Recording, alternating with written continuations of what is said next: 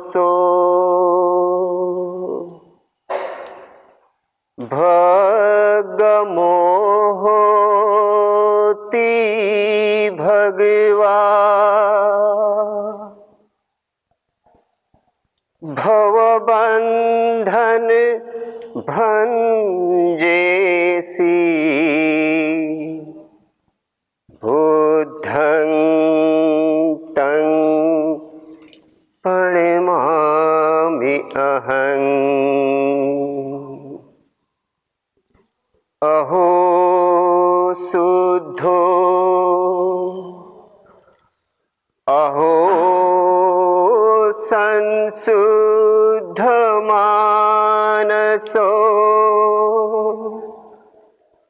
अहो अहो मेत्ता सिंधु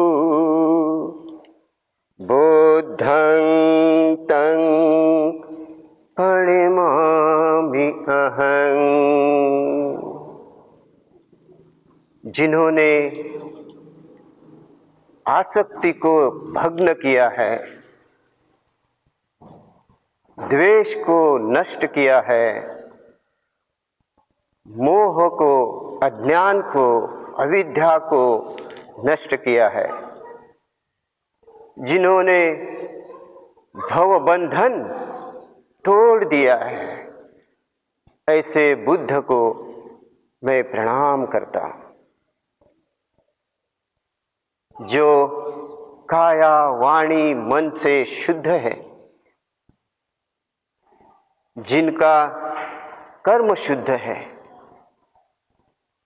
जो मैत्री के महासागर है, ऐसे बुद्ध को मैं प्रणाम करता हूं। उपस्थित बंधु और बहनों, सभी को मैत्रीपूर्ण जय भीम। पिछले कई दिनों से हम बौद्ध जीवन मार्ग, यह बोधिसत्व डॉक्टर बाबा साहेब अम्बेडकर जी, इन्होंने हमारे लिए बुद्ध के विचार, बुद्ध का धम्म अच्छी तरह से समझने के लिए और इस धम्म का हम कैसा आचरण करें, इसके लिए बुद्ध और उनका धम्म इस ग्रंथ में एक स्वतंत्र अध्याय लिखा है। और वह अध्याय है बौद्ध जीवन मार्ग। बौद्ध कौन? जो त्रिशरण पंचशील ग्रहण करते हैं, उसका आचरण करते हैं, वो बौद्ध है।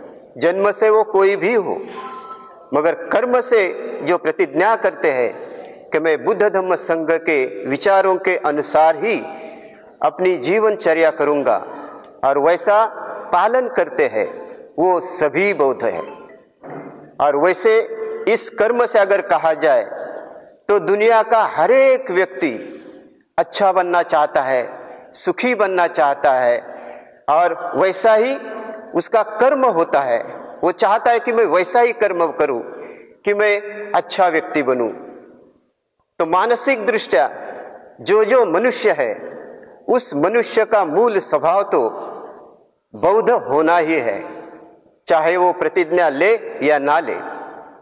और इस जो बौद्ध है, उन्होंने कैसा जीना चाहिए, ये बाबा साहब इस ग्रंथ में, विशेषतः इस अध्याय में हमारे लिए और सुलभ कर देते हैं।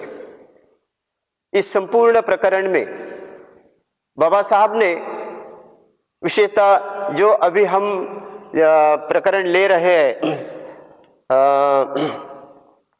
सन्मार्ग पर प्रतिष्ठित रहना या चलना, यही बौद्ध जीवन मार्ग है, ऐसे बाबा साहब कहते हैं। तो इस प्रकरण में बाबा साहब कम से कम 20 धम्मपद की गाथाओं और उनके कथाओं का भी संदर्भ हमें देते हैं। तो हमें कैसा जीना चाहिए, इसलिए बाबा साहब ने 20 ऐसे लोगों के उदाहरण दिए हैं जिनके जीवन से हम प्रेरणा ले और वैसे ही जिए, यही बौद्ध जीवन मार्ग है, ऐसे बाबा साहब कहते हैं। तो ज़्यादा समय नहीं गवाते हुए अभी हम डायरेक्ट उस बाबा साहब के वचनों को और उन्होंने जो संदर्भ किया है उन सारी बुद्ध वचनों के संदर्भ से हम यह जानेंगे।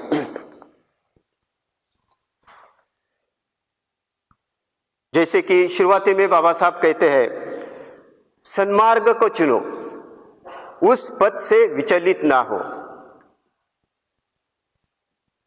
सन्मार्ग हर क्षण प्रतिक्षण हमें दो राह मिलती है, एक अच्छे मार्ग पर जाने वाली और एक बुरे मार्ग पर जाने वाली। जो सन्मार्ग है जिसमें हमारा भी कल्याण है और सबका कल्याण है, किसी को भी दुख नहीं है, सबको सुख ही सुख है, ऐसा जो मार्ग है उसे सन्मार्ग कहते हैं। तो बाबा साहब कहते हैं कि सन्मार्ग को चुनो। बौद्ध धम्म यह एक सन्मार्ग है, क्योंकि इस धर्म में, इस जिसे हम धर्म कहते हैं सर्वसाधारण भौतिक दृष्टया, पाली में उसको धम्म कहा गया है। बुद्ध ने इसको कोई नाम नहीं दिया, बुद्ध अपने विचार रखते हैं। तो हम अभी भी समझ सकते हैं जो बुद्ध के विचार है वो किसी संप्रदाय में, किसी जाति धर्म में इसमें बंदिस्त नहीं रहते, वो सबके लिए है। तो बुद्ध के विचार यह सन्मार्ग है, ऐसे हम कह सकते हैं। और यह पद तो हमें मिला ही है। जैसे हम सभी जानते हैं कि हम सभी का नया जन्म हुआ है 14 अक्टूबर 1956 में। अपना बर्थ अपडेट कोई भी हो, मगर अपने वंश, अपनी पीढ़ी, अपनी परंपरा उसी दिन से शुरू होती है, बौद्ध बनने की परंपरा। तो हमारा नया जन्म हुआ है 14 अक्टूबर 1956। वो जिस धर्म में हुआ है, जिस विचार परंपरा में हुआ है, वो बौद्ध धम्म यही सन्मार्ग है, ऐसे बाबा साहब यहाँ कहते हैं। और बौद्ध धर्म जीने से आप कभी भी विचलित ना हो, ये बाबा साहब चाहते हैं। 22 प्रतिज्ञाएं किस लिए दी है? इसलिए दी है। कभी कभी आपको प्रलोभन मिल जाएगा, कभी कभी आप आसक्त हो जाएंगे, कभी कभी आप द्वेष से दूषित भी अपना मन कर सकते हैं, कभी कभी आप मूढ़ के तरह अज्ञान के जैसे वर्तन भी कर सकते हैं, मगर फिर भी आपको सन्मार्ग पर आना है। तो ये बाबा साहब यहाँ कहते हैं, यूं पथ बहुत है किंतु सभी सन्मार्ग की ओर नहीं जाते। अलग अलग संप्रदाय है, मगर सभी बुद्ध के विचारों के अनुसार आचरण करने वाले नहीं। बुद्ध धर्म में जैसे मनुष्य को प्रधान माना है, उसके मन को प्रधान माना है, समता, स्वातंत्र्य, बंधुता, यह सुखी जीवन के लिए जो साधन है वो अन्य धर्म में नहीं। इसलिए बाबा साहब भी कहते हैं, मुझे बुद्ध धर्म क्यों प्रिय है? मनुष्य को सुखी जीने के लिए और क्या चाहिए जो बौद्ध धर्म में है? बौद्ध धर्म में समता है, स्वातंत्र्य है, बंधुता है, न्याय है, जो अन्य धर्मों में नहीं। तो सन्मार्ग थोड़े से ही लोगों को सुखी बनाने के लिए नहीं है, बल्कि सभी को सुखी बनाने के लिए है। जैसे प्रत्यक्ष बुद्ध ने भी अपने संघ की जो स्थापना की है वो किस लिए की है? चरथ भिक्खवे चारिकं बहुजन हिताय बहुजन सुखाय, बहुजनों के हित के लिए, बहुजनों के सुख के लिए, ज्यादा से ज्यादा लोग कैसे सुखी हो, यही ध्यास स्वयं बुद्ध का भी था और वही बाबा साहब भी चाहते हैं। तो यहाँ अपनी अपनी हमारे गलियों में, हमारे शहर में हम अलग अलग एसोसिएशन, अलग अलग संगठनों को निर्माण करते हैं और उसी में कार्यरत रहते हैं। शायद सामाजिक कुछ एक्टिविटी के लिए वो आवश्यक होगी, मगर अंतिमता हमारा सच्चा शरण कौन है? जो प्रत्यक्ष बुद्ध ने निर्माण किया है, जो प्रत्यक्ष बोधिसत्व डॉक्टर बाबा साहब अम्बेडकर जी ने निर्माण किया है कि नहीं? तो यही संगठन है, क्यों यही संघ, यह सबके हित के लिए, सबके सुख के लिए प्रयास करता है।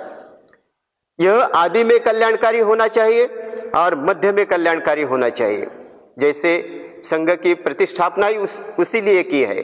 धम्म कैसा है? शुरुआती में ही कल्याणकारी है, मध्य में भी और अंत में भी। तो सन्मार्ग पर चलने का मतलब है बौद्ध जीवन पर चलना, यह बाबा साहब यहां स्पष्ट करते हैं। सन्मार्ग कौन सा है? जो बौद्ध जीवन पर चले या बौद्ध के विचारों के अनुसार जीवन चलने के लिए, चलाने के लिए जो हमें मददगार हो, वो सन्मार्ग है। तो बुद्ध धम्म यही एक सन्मार्ग है। जैसे स्वयं बाबा साहब की कहते हैं, जैसे हमारे पूज्य गुरु उर्गेन संगरक्षित जी कहते हैं, बाबा साहब कहते हैं कि जागृति का यह अग्नि कभी भी बुझने ना पाए। जो जागृति आपको चौदार संग्राम लीजिए, नासिक का कालाराम मंदिर लीजिए, या जो भी बाबा साहब ने आंदोलन किए हैं, उस आंदोलन से जो ऊर्जा निर्माण हुई, जो जागृति निर्माण हुई, उस जागृति को हमें कभी भी भूलना नहीं चाहिए। इसलिए तो कहते हैं जो इतिहास भूलता है वो इतिहास कैसे बना सकता है। हम तो ऐसे व्यक्तियों के, ऐसे महामानवों के हम शिष्य हैं जिन्होंने स्वयं इतिहास बना दिया है, जिन्होंने स्वयं इतिहास लिख लिया है। तो हमारा कर्तव्य है कि उनकी यही परंपरा हम आगे ले। जो जागृति हमें मिली है बुद्ध धर्म के मार्फत, तो वो कभी भी बुझने ना पाए, इस मार्ग से हम विचलित ना हो। तो आगे फिर बाबा साहब बुद्ध वचनों को देते हैं। शुरुआती में ये 5-6 पॉइंट्स बाबा साहब स्वयं के लिखते हैं, ताकि इन्हें हम कह सकते हैं कि भीम वाणी है, ये है कि नहीं, यह सिंह गर्जना है हमारे लिए, यह जीवन सत्व है। जैसे कोई बीमारी पड़ा तो जीवन सत्व की कमी हो गई तो B12 लीजिए, विटामिन C लीजिए, इसके इंजेक्शन लेने पड़ते हैं। बाबा साहब जाते समय उसकी भी व्यवस्था कर गए। 22 प्रतिज्ञाएं, ये हम सभी के लिए जीवन सत्व ही है, औषधि है, टॉनिक है। इसी से हम पंचशील का अच्छी तरह से पालन कर सकते हैं। तो बाबा साहब यहाँ फिर बुद्ध वचन लिखते हैं, फिर अभी यहाँ से आगे तक सभी बुद्ध वचन ही है। बाबा साहब ने यहाँ आर्य अष्टांगिक मार्ग का संदर्भ दिया है। बाबा साहब वहाँ कहते हैं सर्वश्रेष्ठ मार्ग आर्य अष्टांगिक मार्ग है, सर्वश्रेष्ठ सत्य 4 आर्य सत्य है, और सर्वश्रेष्ठ धर्म यह विराग मतलब निब्बाण है, और सर्वश्रेष्ठ पुरुष वह है जो बुद्धिमान है, जिसके धम्म चक्षु खुल गए हैं, जिसकी सम्यक दृष्टि प्राप्त हुई है, वह सर्वश्रेष्ठ व्यक्ति है। तो यह संदर्भ हम देखते हैं कि सर्व मार्ग में आर्य अष्टांगिक मार्ग है। प्रत्यक्ष बुद्ध यह गाथा धम्म पद में जिस संदर्भ में कहते हैं वो हम देखेंगे। संपूर्ण भिक्षुगण भोजन के लिए अलग अलग गांवों में, नज़दीक के गांवों में, अलग अलग बस्तियों में जाते हैं और फिर वापस अपने विहार में आते हैं। शायद निश्चित ये श्रावस्ती के जेतवन विहार में घटित यह घटना है। यह कोई कथा नहीं है, ये प्रत्यक्ष घटना है, ये इतिहास है। तो वहाँ जब वो सभी एकत्रित आ जाते हैं तो सभी लोग अपने अपने प्रवास के वर्णन करते हैं, और इस गांव में कैसा रास्ता है, उस गांव में जाने के लिए कैसी अड़चनें आती है, उस गांव में कैसी नदी बीच में है, उस गांव की तरफ जाने के लिए छोटा सा पर्वत है। तो ये सारी बातें वो कहते हैं, और इतने में बुद्ध का प्रवेश होता है। जैसे ही बुद्ध का प्रवेश होता है सभी शांत बैठते हैं, बुद्ध के प्रति आदर व्यक्त करते हैं, और भगवान आते ही सामने बैठकर फिर भिक्षुओं को पूछते हैं, भिक्षुओं अभी आप कौन सी चर्चा कर रहे थे? तो सभी भिक्षु कहते हैं कि भगवान हम आपके आने के पूर्व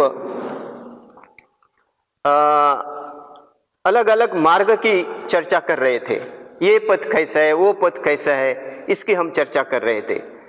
तो भगवान उन्हें कहते हैं आप सभी ने अभी प्रवज्जा ली है, आप सभी जो भिक्षा पात्र भी होता है वो भी टूटा फूटा होता है, आप सभी अपना मुंडन करते हैं, आप सभी फटे हुए वस्त्र से अपना चिवर बनाते हैं। यह सब अनासक्त होने की वजह है कि आप अपना जीवन भी अनासक्त जिए।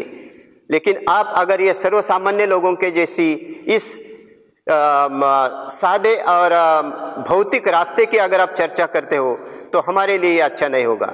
आपको चर्चा करनी चाहिए वो श्रेष्ठ मार्ग की, आर्य मार्ग की, सर्वश्रेष्ठ मार्ग की आपको चर्चा करनी चाहिए। और वो मार्ग कौन सा है? भगवान वहाँ कहते हैं मग्गान अठंगिको सेठो सच्चानं चतुरोपदां विरागो सेठो धम्मानं द्विपदानं च चक्षुमा। मग्गान अठंगिको सेठो, सर्वश्रेष्ठ मार्ग कौन सा है? आर्य अष्टांगिक मार्ग सर्वश्रेष्ठ है। सच्चानंद चतुरोपदा, जो सत्य है वो सर्वश्रेष्ठ सत्य है, चार आर्य सत्य। और सभी धर्म में, सभी मनुष्य की अवस्था में, मनुष्य के मन की अवस्था में सर्वश्रेष्ठ है निब्बाण की अवस्था। और सभी मनुष्यों में सर्वश्रेष्ठ मनुष्य वही है जो चक्षुमा है, मतलब जिसके धर्म चक्षु खुल गए हैं, जिसका अज्ञान नष्ट हुआ है, जिसने सम्यक दृष्टि प्राप्त की है, वो सर्वश्रेष्ठ है। तो आप इसकी चर्चा करें, इसके बारे में सोचें, इसके बारे में जाने, यह भगवान चाहते हैं। बाबा साहब ने यह गाथा इसलिए दी है कि हमेशा बहुतांश दृष्टा हम अज्ञानवश कभी कभी गलत रास्ता चुनते हैं, गलत पथ पर जाते हैं। जैसे हम बुद्ध धम्म संघ के सानिध्य में आने के पूर्व शायद हम अलग अलग आदर्शों के सानिध्य में आते हैं, गलत आदर्शों के सानिध्य में आते हैं, जिसे गलत शरण स्थान का है ना। तो भ्रम में अगर हम उसी राह पर चले तो बुद्ध की राह हमें मिलेगी नहीं। जैसे साईं बाबा लीजिए या कोई अन्य स्थान लीजिए, है कि नहीं। कभी कभी हम दोस्तों के साथ या अपने जो जिनके साथ हम हमारे आजू बाजू में रहते हैं, पड़ोसी, है कि नहीं, तो उनके कारण हम कभी कभी उनके साथ भी जाते हैं और हम भ्रमित होते हैं, हमें समझता नहीं ये अच्छा है या बुद्ध की मार्ग सही है। तो इसलिए बाबा साहब यहाँ ये गाथा और ये संदर्भ देते हैं जो प्रत्यक्ष भिक्षुओं को भगवान कहते हैं। तो सर्वश्रेष्ठ मार्ग में आर्य अष्टांगिक मार्ग श्रेष्ठ क्यों? सर्व सत्यों में चार आर्य सत्य श्रेष्ठ क्यों? तो चार आर्य सत्य क्या बताते हैं? चार आर्य सत्य हमें जीवन में, हर किसी के जीवन में, सर्व सामान्य मनुष्य का, मतलब इस दुनिया में हर जगह हर व्यक्ति दुखी है। हर एक के जीवन में कोई ना कोई तो दुख होता ही है। तो ये दुख, ये सत्य है। इस दुख का कुछ ना कुछ तो कारण होता है। यह दुख कैसे ना कैसे मार्ग से निकाला जा सकता है, दूर किया जा सकता है, और इस दूर करने का मार्ग है आर्य अष्टांगिक मार्ग। अलग प्रकार के दुख होते हैं। इदं खोपन भिक्खवे दुःखं आर्य सत्यं जातिपि दुःखा व्याधिपि दुःखा मरणं पि दुःखो पियेहि विपयोगो दुःखो अपियेहि संपयोगो दुःखो संखितान पंच खंडापि दुःखा। जन्म दुखकारक है, व्याधि बीमारी दुखकारक है, जरा दुखकारक है, वृद्धापकाल दुखकारक है, मरण दुखकारक है, शोक परिदेव उपाल्लास दुखकारक है। जो हमें प्रिय है वो भी अंतिमता हमें दुख ही देने वाले हैं, हमसे दूर जाते हैं। जो अप्रिय है उनका संग दुख देता है। जिसको हम चाहते हैं वो जब मिलता है तो भी हमें दुख देता है, और ना भी मिलता है तो भी हमें दुख देता है। संक्षिप्तता 5 स्कंद दुखदायक है। रूप, वेदना, संज्ञा, संस्कार, विज्ञान, जिससे हम हमारा जीवन जीते हैं, इसे स्कंद कहते हैं, अपने व्यक्तित्व के कुछ अंग कहते हैं। तो ये भी दुख कारक है, इसलिए हर मनुष्य दुख कारक है। और इस दुख का कारण क्या है? तणहा। यो यो तणहा यत्र तत्र अभिनंदिनी, काम तणहा भव तणहा विभव तणहा। ये जो तृष्णा है, चाहत होती है, आसक्ति होती है, इच्छाएं होती है, यह दुख कारक है। यह चाहत, आसक्ति, इच्छाएं क्या करती है? यत्र तत्र अभिनंदनी, जो जो उसको दिखता है, जो जो उसके संपर्क में आता है, वो कितना अच्छा है, ये कितना अच्छा है, वो कितना अच्छा है, ऐसा करके उसके पीछे दौड़ लेती है, हमें उसके साथ भगा ले जाती है। और वो अगर नहीं मिला तो दुख मिलता है, मिला तो भी हम संतुष्ट नहीं रहते और चाहते हैं, इसलिए दुख कारक है। तो दुख का मूल कारण तृष्णा है, तणहा है, काम तृष्णा, भव तृष्णा, विभव तृष्णा। और इस दुख को कैसे निरोध करेंगे? तो इस दुख को निरोध करेंगे अपने मन में जो आसक्ति निर्माण होती है, अटैचमेंट निर्माण होता है, उससे दूर रहेगा। और किस तरह से? अष्टांगिक मार्ग से।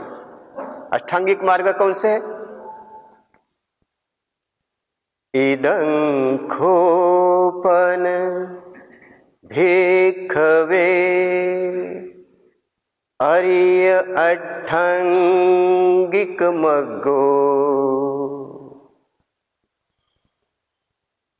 सम्मा दिट्ठि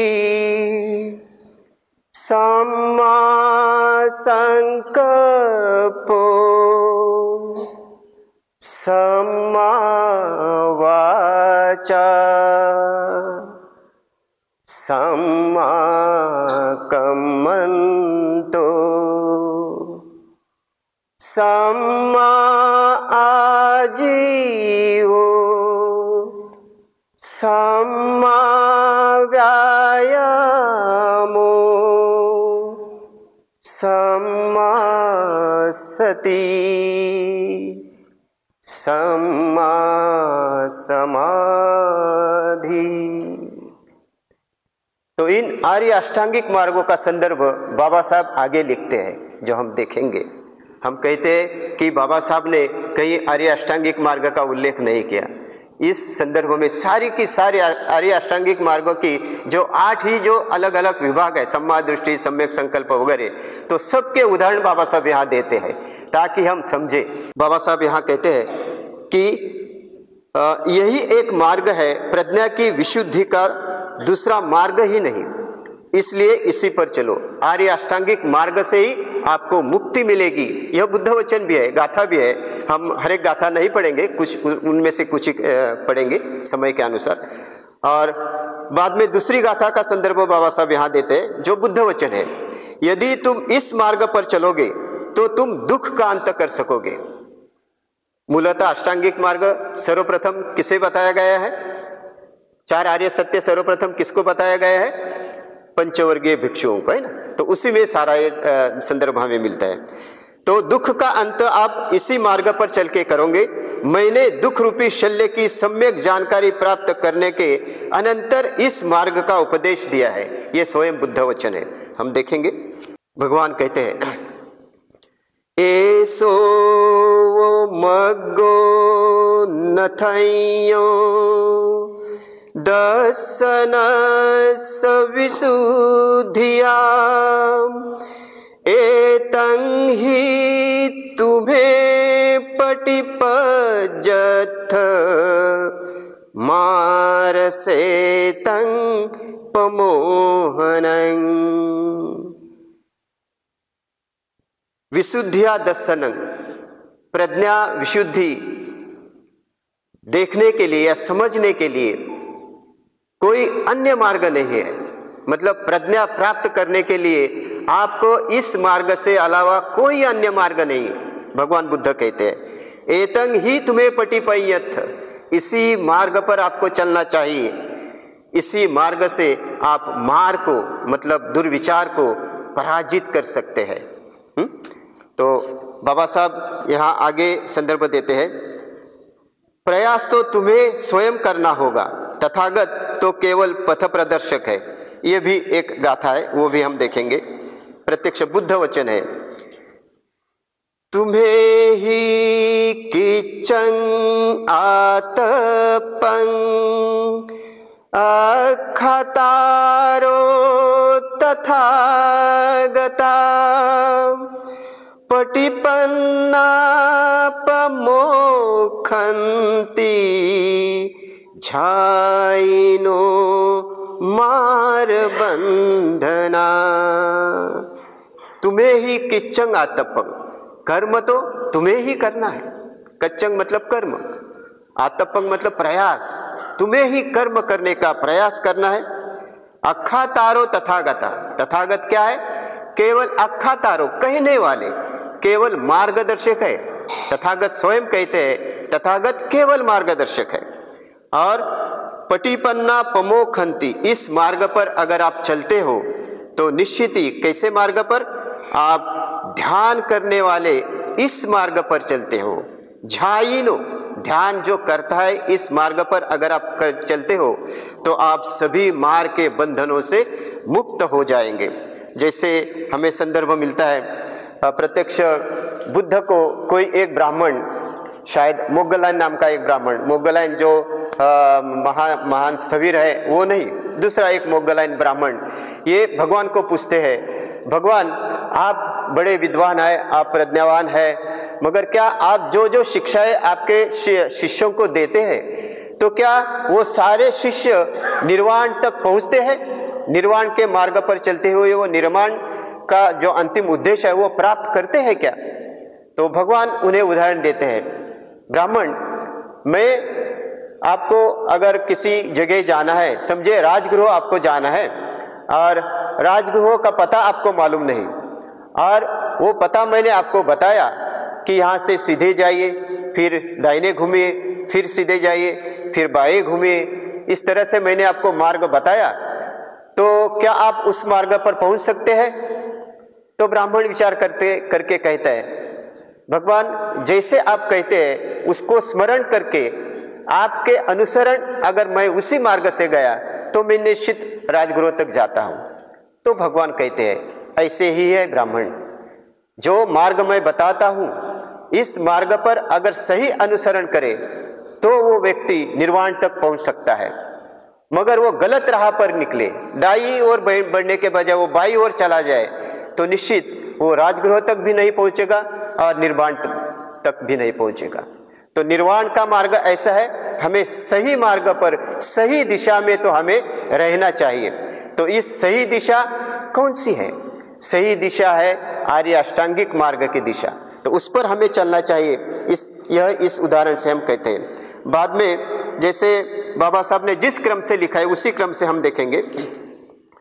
बाबा साहब फिर आगे कहते हैं, आर्य अष्टांगिक मार्ग में सबसे पहले अंग जो होता है वो कौन सा होता है? सम्यक दृष्टि का होता है।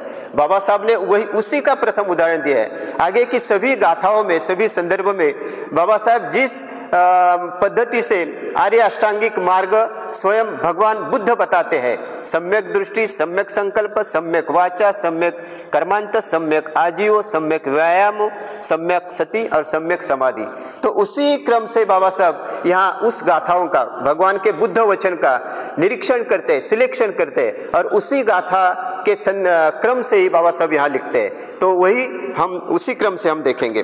तो बाबा साहब यहाँ उदाहरण देते हैं सम्यक दृष्टि का। सम्यक दृष्टि क्या करते हैं? सम्यक दृष्टि क्या सही क्या गलत यह सुनती है। सम्यक दृष्टि हमें ज्ञान देती है। क्या ज्ञान देती है? सम्यक दृष्टि यही बताती है कि जीवन अनित्य है कि नहीं? जो भी हमें दिखता है, जिसका हम स्पर्श करते हैं, जिसको हम महसूस करते हैं, है कि नहीं, वो सारी चीजें जो जो निर्माण हुई है, जिन्होंने जन्म धारण किया है, वो सारी चीजें, वो व्यक्ति लीजिए, पदार्थ लीजिए, निसर्ग लीजिए, सारी चीजें आहिस्ता आहिस्ता परिवर्तित होती है और अंतिमता उनका विलय भी होता है, वो नष्ट भी हो जाते हैं। तो यही संदर्भ इस गाथा का भगवान कहते हैं, जो प्रत्यक्ष बुद्ध वचन है वो हम देखेंगे। जेतवन विहार में ही 500 भिक्षु भगवान बुद्ध से अलग अलग विषय, ध्यान के विषय लेकर ध्यान के लिए प्रस्थान करते हैं और दूर गांवों में जाकर, अपने अपने दूर जंगल में जाकर अपने अपने आसन पर बैठते हैं और वहाँ ध्यान साधना करने लगते हैं।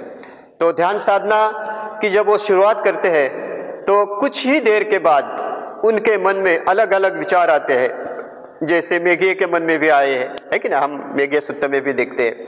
तो अलग अलग विचार आते हैं और वो ध्यान नहीं कर पाते, तो फिर वो बहुत दुखी होते हैं, नाराज होते हैं।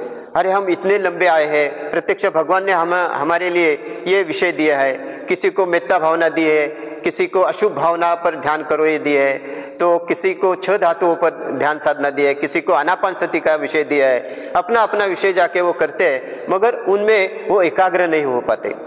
तो निराश होकर ये सभी भिक्षु भगवान बुद्ध के पास आते हैं और बुद्ध को कहते हैं, भगवान हम वहाँ गए मगर हमारी ध्यान साधना हो नहीं रही, हम एकाग्र नहीं बन पाए, हमें बहुत दुख होता है। तो भगवान उन्हें समझाते हैं, भिक्षुओं, कभी कभी हम जो परिस्थिति होती है उस परिस्थिति का सामना करनी चाहिए और जो उचित साधन मिले, उचित विचार मिले, उस विचार से ये दुर्विचार को हमें निकालना चाहिए। हमारे मन में अगर द्वेष भावना हो तो हमें मैत्री की जागृति बढ़ाना चाहिए। हमारा मन अगर चंचल हो, जिसमें बाहर के विचार आते हो, तो निश्चित आपको आनापानसति करनी चाहिए। ऐसा समझ के ही मैंने आपको अलग अलग विषय दिए थे, फिर भी आप एकाग्र नहीं हो पाए, आप दुखी हो रहे, तो दुखी होने का कोई कारण नहीं। वैसे तो सभी जो हम चीज़ें देखते हैं वो सारी चीज़ें अनित्य है।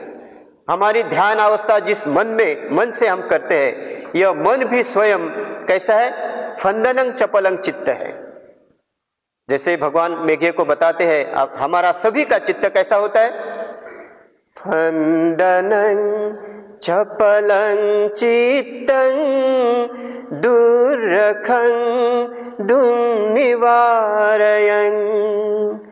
वुजु करोति मेधावी उसुकारो वते जनं।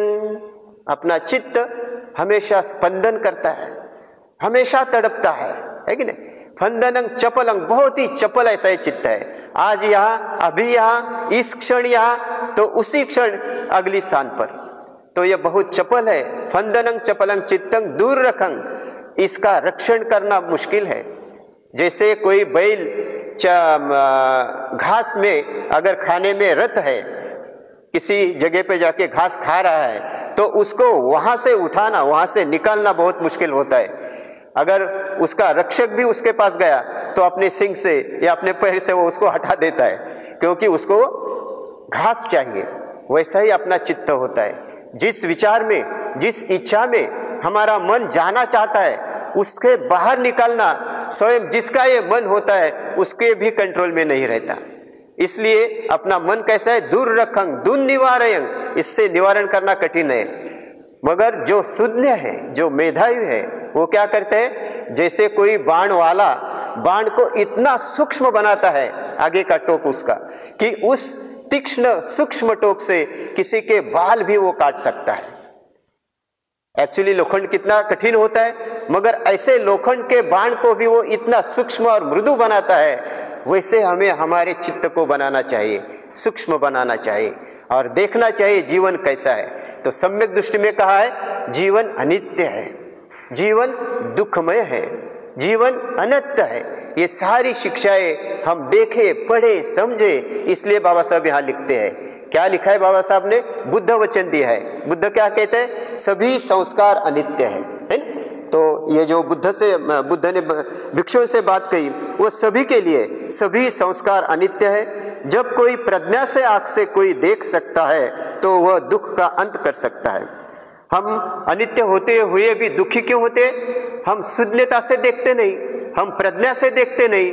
अरे कभी ना कभी तो ये होने वाला ही था। जो वस्तु, व्यक्ति, हमारा बॉल पेन लीजिए या मोबाइल लीजिए, जो हमें प्रिय है वो कभी ना कभी तो टूट जाएगा, कभी ना कभी तो गुम हो जाएगा, कभी ना कभी तो उसको फेंक देने लायक बनेगा। हमें इसके लिए दुखी नहीं होना चाहिए। जो प्रज्ञावान है वो अनित्यता समझता है। आगे बुद्ध कहते हैं सभी संस्कार अनंत है, सभी संस्कार दुख है। जो प्रज्ञा से इसे देखता है उसे दुख से मुक्ति होती है। तो हमें दुख तो है ही, दुख का कारण भी हमें बताया, निरोध भी बताया। यहाँ बुद्ध कहते हैं, यहाँ बाबा साहब हमें समझाते हैं कि आप कैसे देखें, जिसे पाली में योनिसो मनसिकारो कहा है। मतलब योग्य दृष्टि से देखे, अनित्यता समझे, दुख का क्या कारण है ये समझे और दुख के बाहर निकालने के मार्ग पर चले, तभी आपका दुख नष्ट हो सकता है। तो यही बाबा साहब हमसे कहना चाहते हैं। आगे हम देखेंगे जो उत्साहपूर्वक कार्य करने के समय उत्साहपूर्वक कार्य नहीं करता, जो तरुण और सशक्त होने पर भी अत्यंत आलसी होता है, जिसका संकल्प शक्ति दृढ़ नहीं है, ऐसा सुस्त आदमी कभी प्रज्ञावान नहीं बन सकता। तो यहाँ आर्य अष्टांगिक मार्ग में जो दूसरा अंग है संकल्पो, सम्मा संकल्पो जिसे कहते हैं, सम्यक संकल्पो। तो सम्यक संकल्प में हम क्या करते हैं, क्या क्या अकुशल क्या है वो समझते हैं और कुशल क्या है यह समझते हैं। हम अकुशल निकालना चाहते हैं और कुशल की निर्मिति करना चाहते हैं। तो अकुशल क्या होता है, जैसे भगवान कहते हैं इदं खोपन भिक्खवे लोभो अकुशला अलोभो कुशलं मोहो अकुशला अमोहं तिकुशलं दोषो अकुशला अदोषो तिकुशलं। अलोभ, लोभ अकुशल है, अलोभ त्याग करना, ध्यान करना, दान करना, यह कुशल है, यह कर्म हमें करना चाहिए। अकुशल क्या होता है, द्वेष अकुशल होता है। उसके विपरीत हमें क्या करना चाहिए, मैत्री भावना कुशल होती है, वो बढ़ाना चाहिए। हमारे मन का जो अविद्या है, अज्ञान है, वो अकुशल है। उसके बजाय हमें क्या करना चाहिए, हमें प्रज्ञा का विकास करना चाहिए, वो कुशल है। तो ये तीन बातें कुशल है, जिसे भगवान कहते हैं तयो धम्मा अकुशला तयो धम्मा कुशला। तीन धर्म, तीन विचार, तीन दुर्विचार यह अकुशल है और तीन कुशल विचार यह कुशल है। तो लोभ द्वेष मोह अकुशल, दान मैत्री और प्रज्ञा यह कुशल है। तो सम्यक संकल्प में हम क्या करते हैं, हमारे मन में जो हिंसा रहती है कि नहीं, तो वो हिंसा निकालकर मैत्री भाव बढ़ाते हैं। हमारे मन में जो द्वेष भावना रहती है वो निकालकर हम मैत्री भावना बढ़ाते हैं, अज्ञान निकालकर प्रज्ञा का विकास करते हैं। तो इसीलिए भगवान इस गाथा में कहते हैं, यहाँ संदर्भ हमें मिलता है जेतवन के एक कई भिक्षुओं का सम्मा संकल्प कैसे करें, इसका उदाहरण हम यहाँ देखेंगे। जेतवन की ही कथा है जो धम्मपद में आई है कि तिस्स नाम का एक भिक्षु था। और जैसे यहाँ अभी हमारे स्टूडेंट अभ्यास करने के लिए आए हैं, कोई 1 साल के लिए, कोई 3 साल के लिए, सभी के सभी तरुण हैं और सभी वैसे तो शक्तिवान उत्साही, जैसे जवानों की सभी गुण उनमें है ना, शरीर तंदुरुस्त है, निरोगी है कि नहीं। तो ये सारे यहाँ आए हैं। तो वैसे ही वहाँ उस विहार में वे सभी भिक्षु युवक थे, अभी अभी भिक्षु हुए थे और सभी प्रयास करते हैं ध्यान साधना करने का, आचरण करने का। तो सभी समय पर आते हैं, समय पर ध्यान साधना करते हैं और उसमें गंभीरता से ध्यान साधना करके अपने मन की अवस्था पर नियंत्रण पा लेते हैं, एकाग्र हो जाते हैं, मैत्री से युक्त हो जाते हैं। इनमें से एक भिक्षु ऐसा था, जवान था, जो तिस्स उसका नाम। तो वो जो तिस्स था वो बहुत ही आलस्य से भरा हुआ था। वो हमेशा सबके पीछे से ही आता था, चाहे वो भोजन के जाने के समय भी हो, चाहे वो सुबह उठकर ध्यान साधना के लिए भी हो। हमारे स्टूडेंट को मैं ये कथा कभी कभी सुनाता हूँ, बहुत बार सुनाता हूँ। तो वो फिर सबके पीछे हमेशा आलस्य के कारण, निद्रा के कारण, है कि ना, मन में मार्ग के प्रति अजागरूक होने के कारण फिर बाकी के सारे भिक्षु कुछ ही महीनों में, वर्षा काल में जब वो प्रयास करते हैं तो वर्षा काल के अंत तक सभी ये युवक भिक्षु सभी कार्यरत रहे और सभी ने अपने मन पर नियंत्रण पा लिया, सभी एकाग्र रहे, सबके मन में मैत्री युक्त भावनाएं निर्माण हो गई, सब वो मार्गस्थ हो गए, सब श्रोतापन्न हुए, ऐसा वहाँ संदर्भ मिलता है। मगर ये जो भिक्षु था ये बहुत आलसी था और सबके पीछे रहता था, इसके मन पर कोई भी प्रभाव नहीं पड़ा, उसने मन पर कुछ भी कार्य वो कर नहीं सका। और अंत में जब ये सभी भिक्षु की मनोवस्था देखकर भगवान, जैसे ही ये भिक्षु उनके दर्शन के लिए आते हैं, उनको प्रणाम करते हैं, तो भगवान बड़े खुश होकर उनको आशीर्वाद देते हैं, मंगल हो, सुखी हो, ऐसे बोलते हैं। मगर ये जब जाता है तो भगवान कुछ भी बोलते नहीं, भगवान केवल उसको हाथ ऐसा करते हैं। तो ये देख के उसके मन में बहुत ही बुरा लगता है और फिर उसका मन जागृत होता है, उसकी आंखें खुलती है, अरे भगवान सबके प्रति आशीर्वाद देते हैं, मेरे प्रति भगवान कुछ शब्द नहीं कहते, शायद भगवान भी मुझसे नाराज है क्योंकि मैंने अब तक कुछ भी किया नहीं। जैसे ही उसकी आंखें खुलती है वो जागृत हो जाता है और प्रयास करता है तो ऐसा प्रयास करता है कि उसी दिन फिर वो सोने को नहीं जाता। सभी भिक्षु सोने को जाते हैं मगर ये नहीं जाता, और क्या करता है, रात भर वो जागृत रहता है, रात भर ध्यान करता है और अंत में जब नींद आने लगते हैं तब वो संक्रमण करने लगता है। और संक्रमण करते समय ऐसा समय आता है कि एक जगह वो उसका पैर फिसल कर वो गिर जाता है और उसके कमर की हड्डी टूट जाती है। गिरने के कारण वो बहुत जोर से चिल्लाता है, सभी भिक्षु दौड़ के आते हैं और देखते हैं तो तिस से यहाँ गिर पड़ा है, वो रो रहा है और उसके कमर की हड्डी टूट गई है, अभी वो ध्यान के लिए बैठ नहीं पाएगा। तो भगवान उसका उदाहरण देकर भगवान सबको कहते हैं, उत्थान कालम ही अनुत्थानो युवा बलि आलस्यं पेतो संसन्न संकल्प मनो पय्यायमग्गं न विन्दति।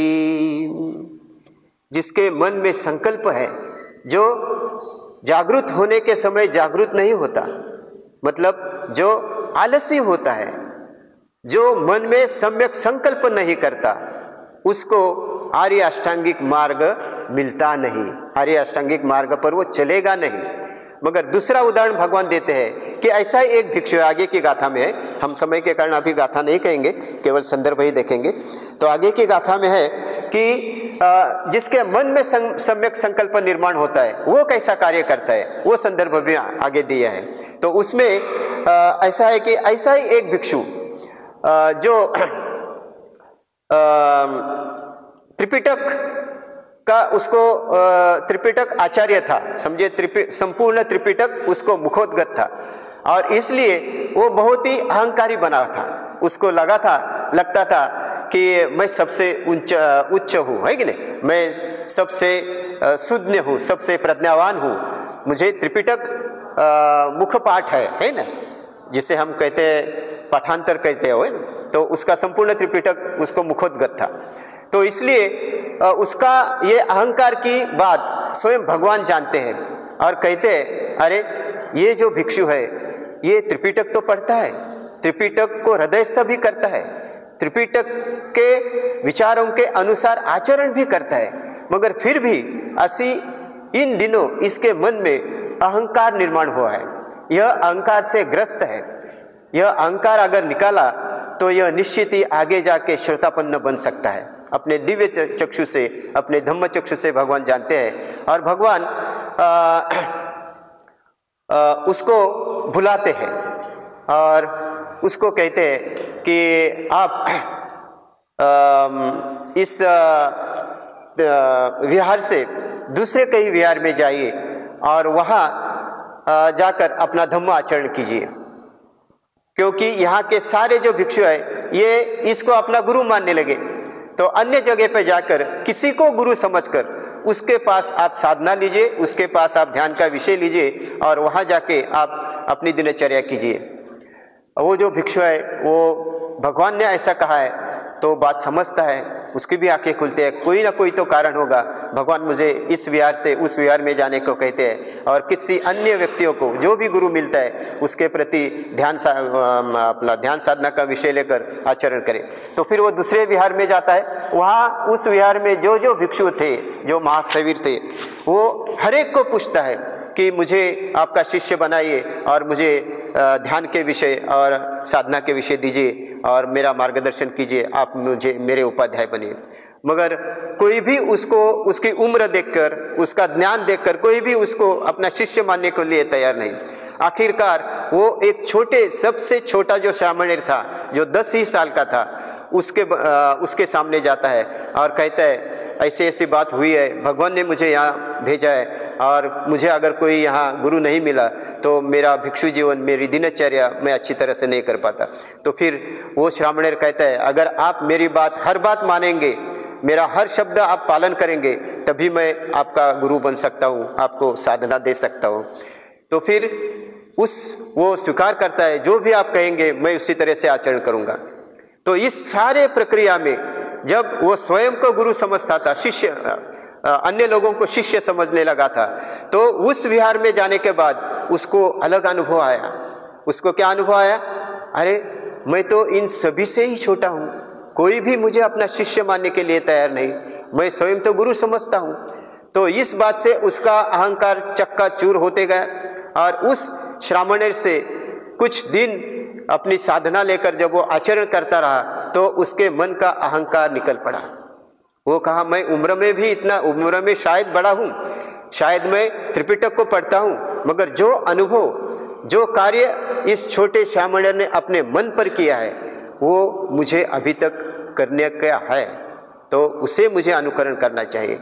वो मन से जैसा श्रामणेर कहता है वैसा आचरण करता है और आगे जाके भगवान फिर देखते हैं अपने दिव्य चक्षु से कि वो कुछ ही दिनों के बाद श्रोतापन्न बन जाता है। तो हमारे मन में अगर हमने सम्यक संकल्प किया, सम्यक संकल्प क्या होता है? सम्यक संकल्प मैत्री मार्ग पर चलता है कि नहीं? सम्यक संकल्प दंड मार्ग पर कभी नहीं चलेगा। तो ऐसे यहाँ जो गाथाएं है उसका संदर्भ आगे है। बाद में हम देखेंगे, वाणी पर ध्यान दे, विचारों को संयत रखे तथा शरीर से कोई बुरा कर्म न करे। आदमी यदि केवल 3 कर्मों पंथ को निर्मल रखे तो वह बुद्ध उपदिष्ट पद को प्राप्त कर लेगा। तो यह भी राजगृह में वेणुवन में संदर्भित ये बात है। वहाँ एक ऐसा भिक्षु था कि जो उस विहार में आए हुए नए भिक्षुओं के प्रति बहुत ही गलत विचारों से, मतलब स्पर्धा या जैसे हम कहते हैं घृणा से देखता था और उसके मन में उनके प्रति मैत्री नहीं थी, आदर नहीं था।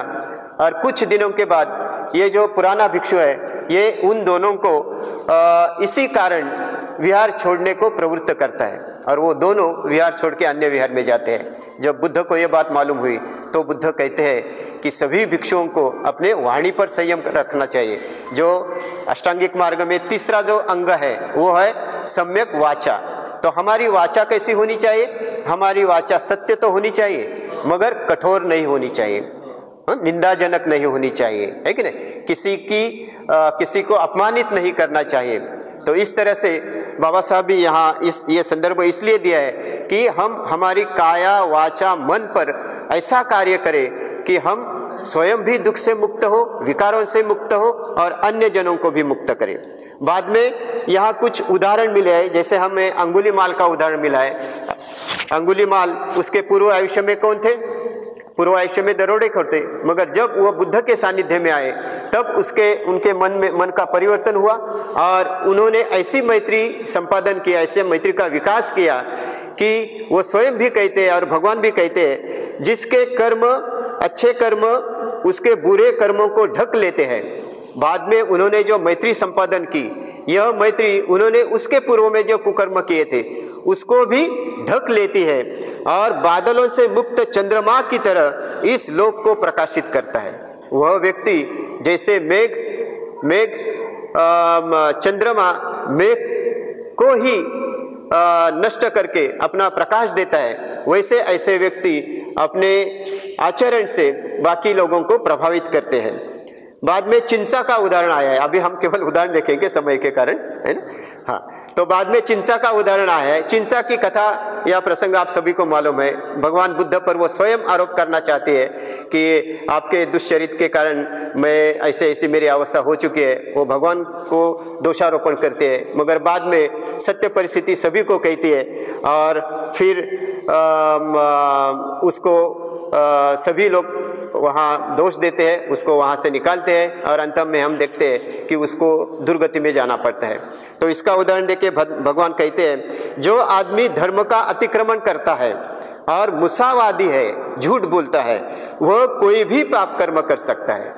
जो झूठ बोलता है वो कोई भी पाप करने के लिए तैयार होता है, तैयार रहता है, ऐसे भगवान यहाँ कहते हैं। तो हमें वाणी पर नियंत्रण करना चाहिए, सम्यक वाणी। बाद में सम्यक व्यायाम हम कैसे करेंगे, ये भी पूर्णा भिक्षुणी की उदाहरण से भगवान बुद्ध आगे समझाते हैं कि पूर्णा यह एक भिक्षुणी थी और भगवान बुद्ध के प्रति बहुत ही श्रद्धावान होकर, वैसे तो शुरुआत में भिक्षुओं के प्रति कुछ दोष देखती थी, मगर बाद में बुद्ध को मिलने के बाद बुद्ध को अपनी हाथ से बनाई हुई रोटी जब वो देती है तो उसके मन में विचार आते हैं, मैंने तो इनको दे दिए मगर शायद ये खाएंगे नहीं, ये इसको फेंक देंगे और गांव में जाके किसी अच्छे घर में इनको अच्छा भोजन मिलेगा।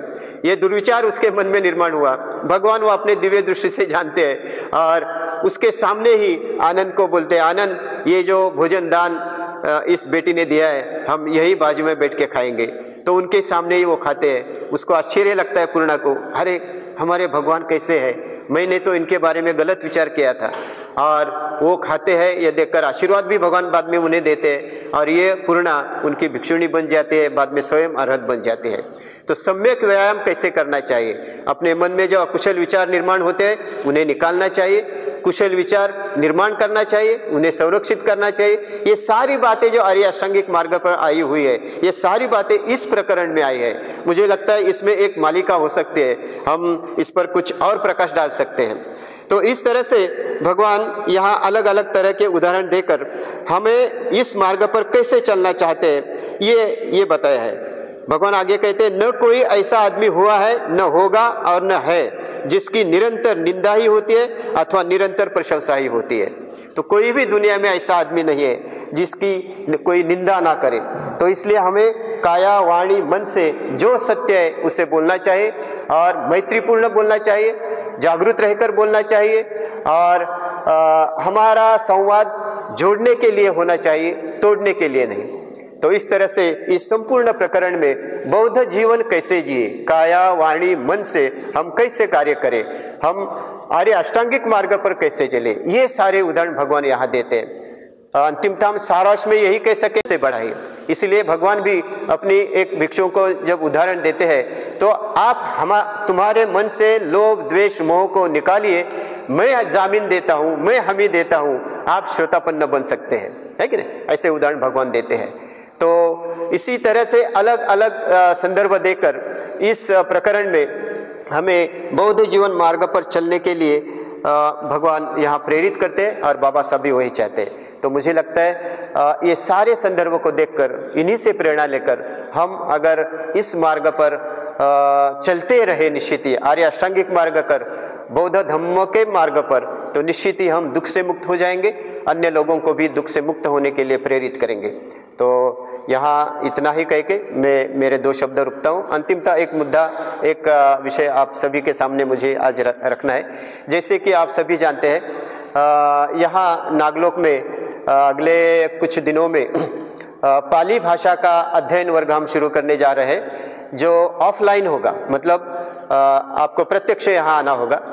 और इस पाली भाषा में, जैसे हम सभी जानते हैं, स्वयं भगवान के उद्गार है, यो धम्मं पश्यति सो मं पश्यति। जो धम्म को समझता है वो मुझे समझता है, और संपूर्ण धम्म पाली भाषा में संग्रहित है।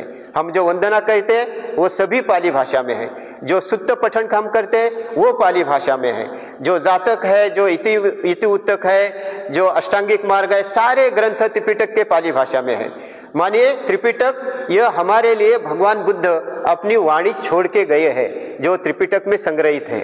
तो बुद्ध को जानने के लिए उनके वचनों को जानना है और ये सारे वचन पाली भाषा में हैं। तो इसलिए यहाँ नागलोक में 4 महीने का पाली भाषा का अभ्यास वर्ग हम लेने जा रहे हैं, जिसमें आपको सभी वंदनाओं का शब्दार्थ सहित, अर्थ सहित, संदर्भ सहित स्पष्टीकरण, सभी का अनुवाद आप कर सकेंगे, ऐसी आपकी तैयारी।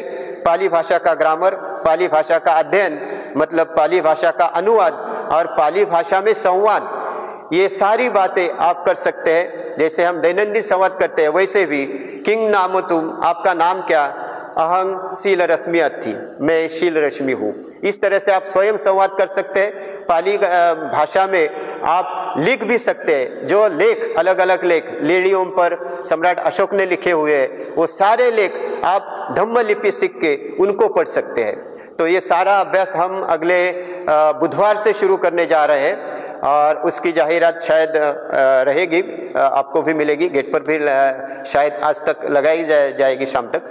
आपको रिक्वेस्ट है कि जो भी पाली भाषा पढ़ना चाहते हैं वो यहाँ सामने शांति प्रभा के सामने जाके उनको आपके नाम और नंबर दीजिए, हम आपको इनवाइट करेंगे जिस दिन पाली भाषा के वर्ग रहेंगे तभी। और इस क्लास में आप आए और धम्म को जाने, पाली को समझे, धम्म का आचरण करें, यही विनंती है। धन्यवाद।